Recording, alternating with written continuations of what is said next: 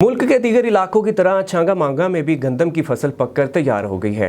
एक तरफ तो किसान खुश नजर आ रहे हैं और दूसरी जानब रेट कम होने के बायस परेशान भी हैं। इस बारे में मजीद जानते हैं छांगा मांगा से MM5 न्यूज़ के नुमाइंदे ताहर असगर अंसारी से। जी बिल्कुल, मुल्क के दूसरे इलाकों की तरह छांगा मांगा में भी गंदम की फसल जो है पक कर तैयार हो चुकी है। किसान एक तरफ तो खुश नज़र आते हैं, लेकिन रेट्स कम होने की वजह से किसान बहुत परेशान नज़र आते हैं। इस हवाला से मेरे साथ एक किसान मौजूद है, मज़ीद इनसे जानते हैं। ਕਰਦੇ ਹਾਂ ਉਹਦੇ ਬਾਵਜੂਦ ਰੇਟ ਨਹੀਂ ਹੈ ਕਿ ਜਿਹਦੇ ਨਾਲ ਸਾਡੇ ਅਖਰਾਜਾਤ ਪੂਰੇ ਹੋ ਜਾਣ, ਅਸੀਂ ਫਸਲ ਕਾਸ਼ਤ ਕਰ ਸਕੀਏ। ਰੇਟ ਗਵਰਨਮੈਂਟ ਜਿਹੜਾ ਕੀਤਾ ਹੋਇਆ ਬਿਲਕੁਲ ਨਾਕਸ ਰੇਟ ਹੈਗਾ।